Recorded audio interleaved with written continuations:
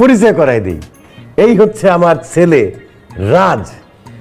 যেমন দুষ্ট তেমন শয়তানের শয়তান। জন্মের পর থেকে কোনোদিন আমার একটা কোনো কথা শুনে নাই। আমি যা বলি তার উল্টাটা করে। আমি ডাইনে যাইতে কইলে বায়ে যায়। এই হয়েছে অবস্থা। পাঁচটা প্রাইভেট টিউটার রাইখা তাকে আমি ম্যাট্রিক পাস করাতে পারি নাই। সারাদিন বন্ধু বান্ধবের সাথে ঘুরে বেড়ায়, আড্ডা মারে, টো কইরা ঘুরে, তাস খেলে, জুয়া খেলে, কিন্তু আমি জানি না। তবে মারামারি করে, সিগারেট খায়।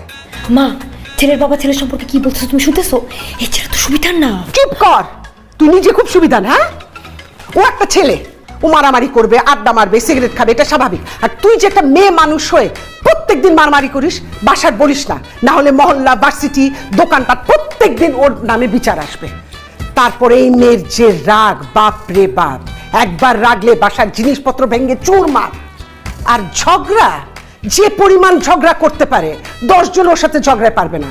ওর ঝগড়া করার দেখলে তোর মনে হবে আমি ওর মা না, ও আমার মা। আর তারপর হইতেছে যেই জিনিস পছন্দ করবে সেইটাই কিনে দিতে হবে। ওনার কম দামি জিনিস পছন্দ না, সব দামি দামি জিনিস পছন্দ। যে ছেলের সাথে এই বিয়ে হবে সে তো এই শপিং করতে করতেই ফতুর হয়ে যাবে। হায় হায় আব্বা, যার সাথে আমার বিয়ে ঠিক করতেছো এই মেয়ের বিয়ে করলে তো আমার পকেট মাথা দুইটাই খালি হয়ে যাবে।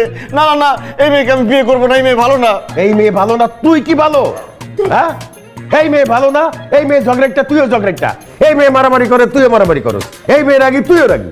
লোহা দিয়া যেমনে লোহা কাটতে হয়, তেমনি রাগি বউ দিয়া রাগি জামাই কাটতে হইব, মানে মারাইতে হইব। তাই এই মেয়েকেই তোর বিয়া করতেই হবে। সালমা!